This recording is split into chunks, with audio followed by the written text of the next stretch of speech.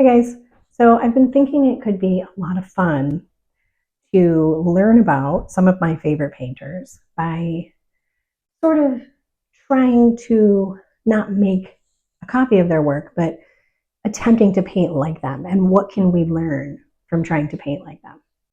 I think there's a lot to probably learn about it. And along the way, maybe we'll talk about those painters. Let's see what happens. One of my favorite artists is Joan Mitchell. She was part of the mid-century abstract expressionist school of New York, although some would say I think she's second generation, not so much 9th Street, but more 10th Street. And she was a really critical voice during that time and helped propel modern art to what it is now. So I've got one of her paintings over here called Wet Orange, which is a favorite of mine. And I thought we'd just get started and see what happens.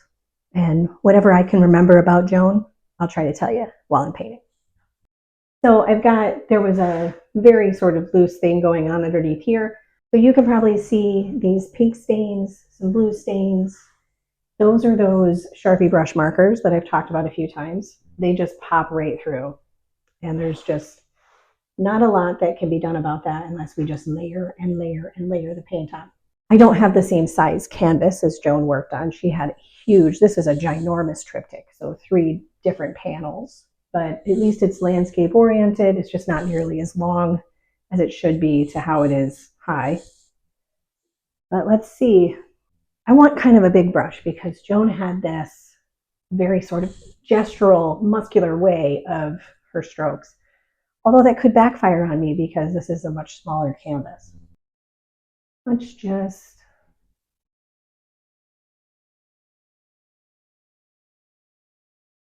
because of the smaller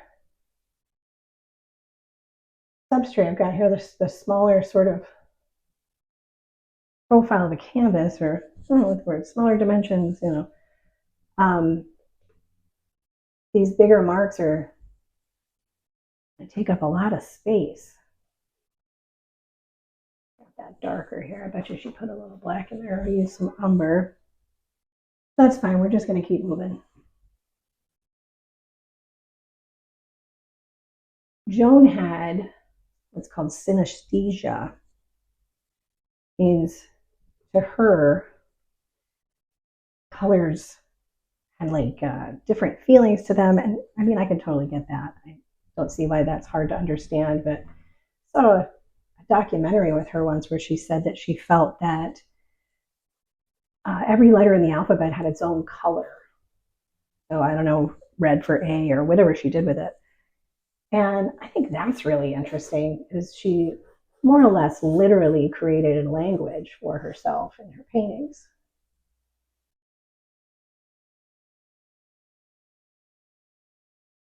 Such a mess. So this isn't as dark a brown as I would want, but what we're doing right now is just sort of playing. Let's say what I'm doing. What I'm doing right now is just kind of playing and trying to think about how she used these colors.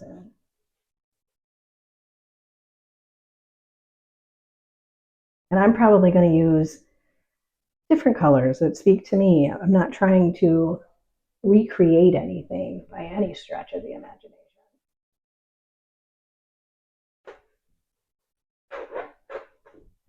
Trying to get into this mindset that I feel like she had. She was so free, but I think that's just maybe how it looked. I don't know how free she really was. She died at 67, I think, because she had a lot of addictions. She was a lifelong drinker and chain smoker. So I think she was no stranger to tumultuous emotions.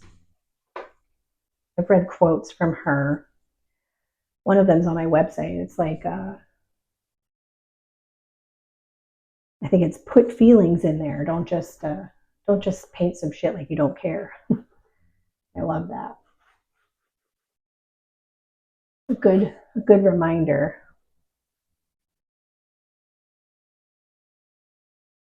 I think I'm going to switch up the brushes. If I keep using that big old brush, we're going to run out of room. I should have thought about the scale here. And I did think about the scale, but maybe not hard enough. I'm going to throw in what to me looks like Hooker's green. Joan painted with oils.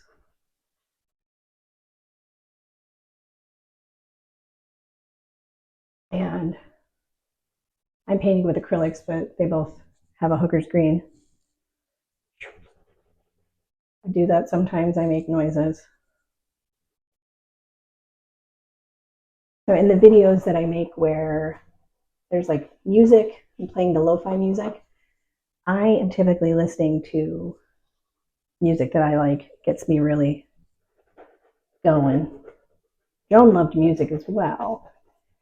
She said, though she didn't like to listen to it while she painted because she wanted to just paint. She felt like listening to music, I think she felt like it required paying more attention. And she wanted to paint, so how was she going to listen to music and paint at the same time? And I have heard that she listened to a lot of jazz before she would paint to get herself in a certain mindset. And a lot of her paintings are based in her memories of landscapes, or she loved her dogs swimming in Lake Michigan. She's originally from Chicago, went to, I think it's like the Art Institute of Chicago or something like it. It was fairly prestigious school, I think. And she studied with some other folks too, or at another place. Like, art was her life. Although, also read somewhere she was a hell of a figure skater, which I think is interesting.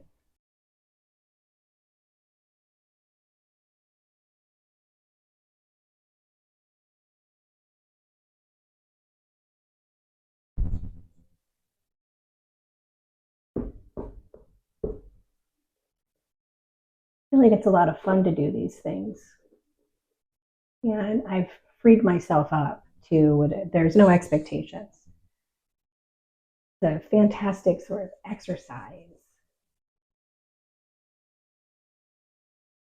And now I'm getting to where I'm not looking at my reference anymore at all. And I don't want to make her painting. I want to make my version of her painting. I want to make something that's inspired by what she made. And I love all this color blocking, as I've said many times before. Really love that. For me, colors have a feeling as well. I feel like most people feel that way, but I don't know. I can only come from my own experiences.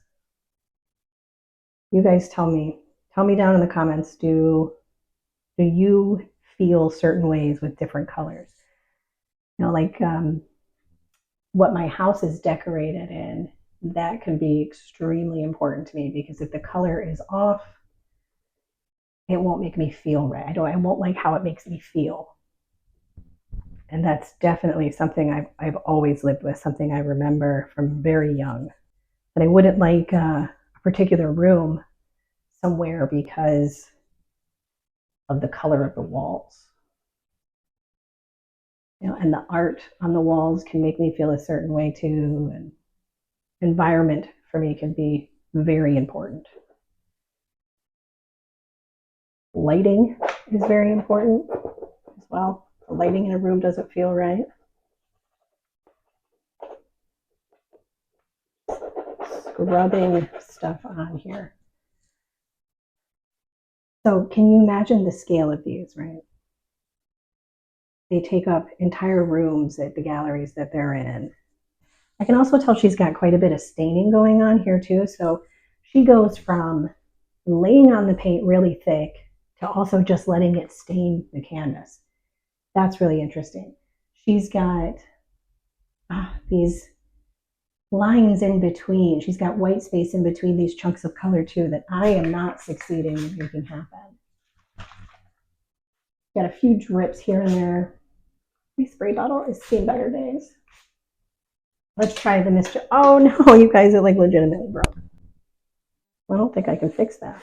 Oh wait, no, it just doesn't pop back anymore. All right, I'll try a different spray bottle. If I really go at it, I can make it drip. Just want a few thinner spots. I want to try to remember some of this white space that she has going.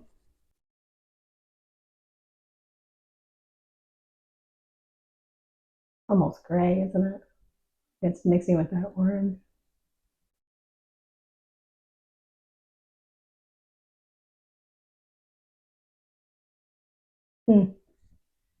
Let's have that purple on top that I said was too much.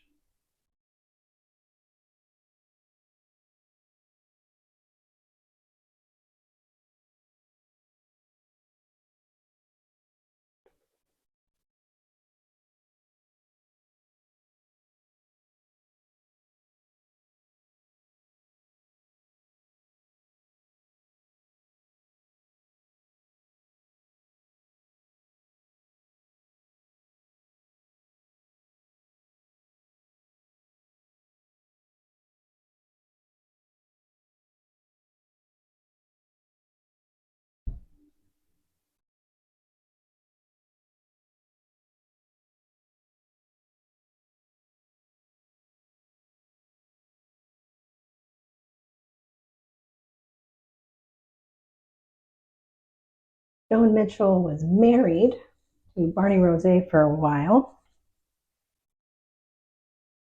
which was good for her both emotionally and in her work because he really helped her work take off in the 50s.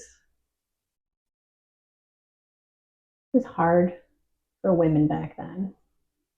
Most of them weren't allowed in the boys' club. Joan was a take no shit kind of personality too, though. It's kind of fun. She's got just a bit of pink in here, some sort of heavy duty reds and some pink, and I've left a little space for that. What do you guys think about Joan Mitchell? Have you seen much of her work? You can go to the Joan Mitchell Foundation online. Huge catalog, I believe, of her work and more information about her as a person. She moved to Paris, I remember now, in about 1960, I think. She spent most of her time there after that, making friends with local young artists. I would imagine inspiring the young artists around her because art was so much of who she was. I think it would be kind of hard not to be inspired by her.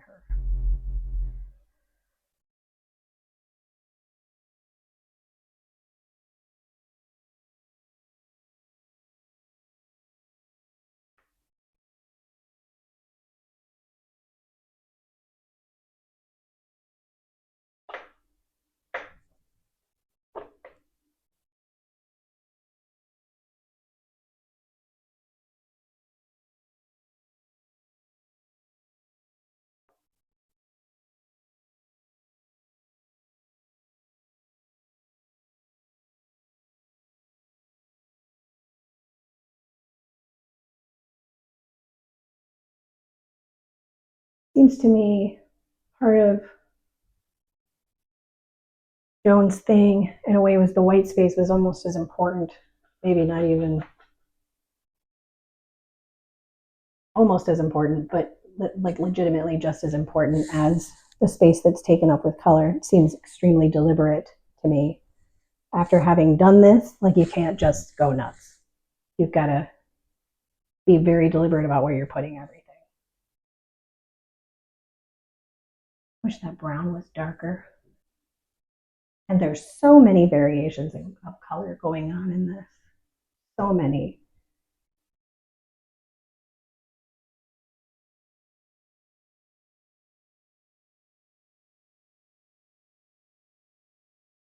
Get a paper towel if fox hasn't eaten them all. She has this like red spot just out of nowhere in here. And I don't feel like I have anywhere to put it. I really want to see how that plays. Just curious. And I think that's a huge part of making art, is staying curious. I want to see what happens when I put this here. I want to see how I can attempt a Joan Mitchell.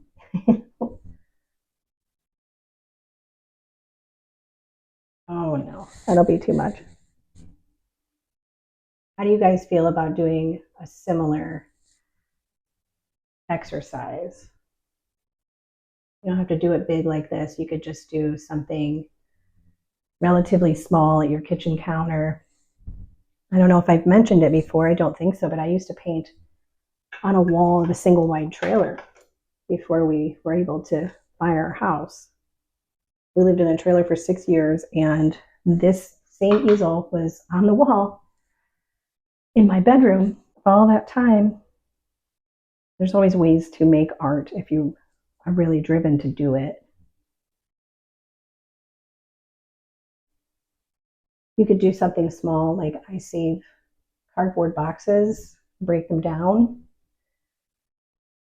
and use them as substrates.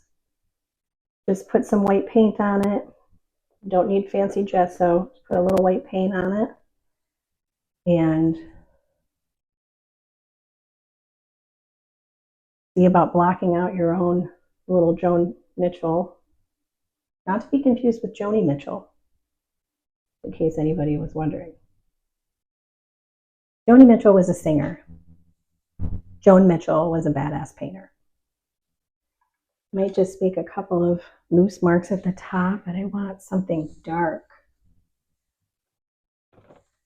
Take this black out. Look at that. She's got lines all in there.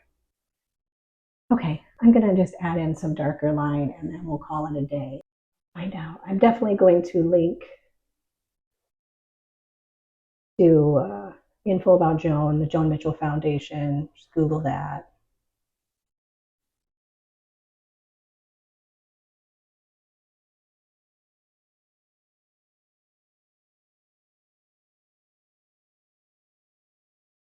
Okay, that's what it is.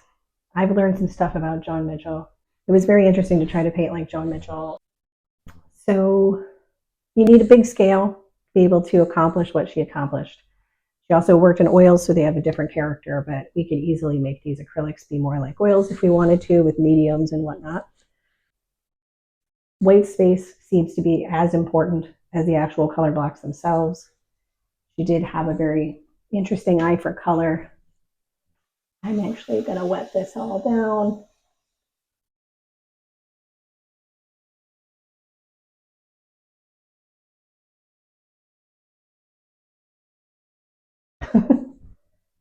That was fun. That was it. Hopefully there's something good. And I hope you guys enjoyed it. Till next time. See ya.